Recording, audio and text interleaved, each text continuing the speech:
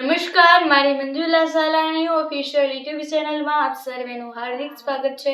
નમસ્કાર, આપની સાથે હું મંજુલા. નાના બેરોજગારો હોય, પશુપાલક હોય કે પછી ખેડૂત હોય, આ બધાને હેરાન કરવામાં ખૂબ મજા આવે છે, કારણ કે આપણને અધિકાર છે કે આપણે કોઈને પણ કંઈ કહી શકીએ છીએ. આનો મતલબ એ નથી કે આપણે એક અધિકારી છીએ તો કોઈને આપણે કંઈ કહી શકીએ, એવો મતલબ નથી. આપણે જનતાના રક્ષણ માટે બનેલા છીએ.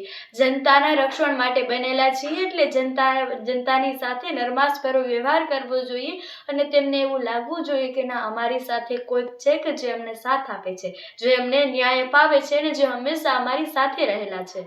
પરંતુ આવું ગુજરાતમાં લગભગ નથી થતું. અમુક જ કિસ્સાઓ હોય છે કે જેમાં પોલીસ અધિકારી હોય અથવા બીજા અન્ય અધિકારી હોય, તેમનો નરમાશભર્યો વ્યવહાર આપણી સમક્ષ આવે છે. આવું ઘણી વખત થતું હોય છે કે જેમાં પોલીસો હોય તેઓ પશુપાલકો, બેરોજગારો અને નાના ખેડૂતોને ખૂબ હેરાન કરતા હોય છે અને તેમની સાથે અતિ ખરાબ વ્યવહાર કરતા હોય છે. તેમને મારામારી કે બીજા અપશબ્દો બોલવા એવા કિસ્સાઓ છે. સામાન્ય જનતા સાથે આવો વ્યવહાર કરવો એ યોગ્ય નથી, એ અયોગ્ય છે. તે પોલીસો જાણે છે, છતાં પણ તેઓ એવું શા માટે કરે છે?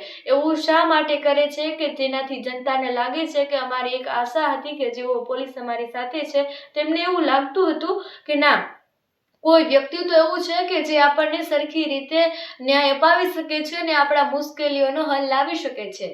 જનતાને એવું હતું કે પોલીસો છે તેના દ્વારા આપણા કામો સરળ બને છે અને પોલીસો છે તો જ આપણું જીવન છે અને પોલીસો આપણી ખૂબ સારી સુરક્ષા કરે છે. પરંતુ અત્યારે એવું નથી રહ્યું. હવે જનતાને લાગવા માંડ્યું છે કે હવે રક્ષક ભક્ષક બની ગયા છે. તો અત્યારે પણ સુરેન્દ્રનગરમાંથી એવું જ આવ્યું.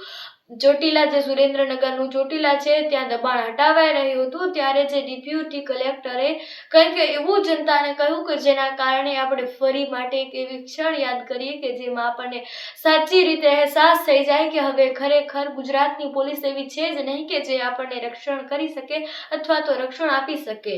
સુરેન્દ્રનગરમાં જ્યારે દબાણ હટાવાઈ રહ્યું હતું ત્યારે પોલીસે કહ્યું કે અહીંયાથી 5 અથવા તો 5 થી વધુ લારીઓ અને ત્યાંથી હટાવાઈ જવી જોઈએ, નહીંતર અહીંયા સરખી રીતે વ્યવહાર નહીં કરવામાં આવે. પરંતુ જો તેમણે એવું કહ્યું હતું કે અહીંયા દબાણ હટાવાઈ રહ્યું છે તેથી તમે તમારા જે કામ ધંધાઓના સાધનો છે તેને જરા સાઈડમાં હટાવી લેજો, જ્યારે આવું બધું કહેવામાં નરમાશભર્યો જો વ્યવહાર કર્યો હોત તો જનતાને આટલું ખરાબ ના લાગત. પરંતુ આમાં એવું ન થયું. આમાં તો એવું થયું કે તેમણે ખૂબ કડક શબ્દોમાં કહ્યું કે અહીંયાથી દબાણ હટાવાઈ રહ્યું છે તેથી તમારે આ તમારું જે સાધન છે તે બધું સાઈડમાં લઈ લેવાનું છે.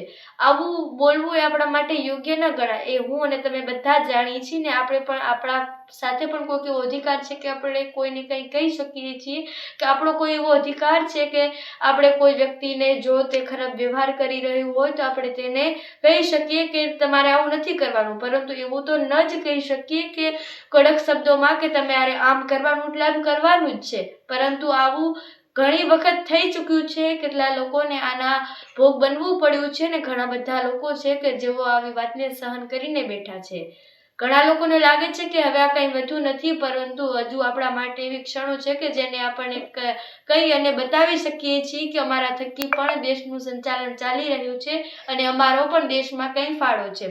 તો આ બાબત પર તમારું શું કહેવું છે કમેન્ટ્સ પર જરૂરથી જણાવજો. સાથે જ મારી Manjula Salani official YouTube channel પર આવ્યા છો તો સબસ્ક્રાઇબ કરીને જજો. Thanks for watching my video.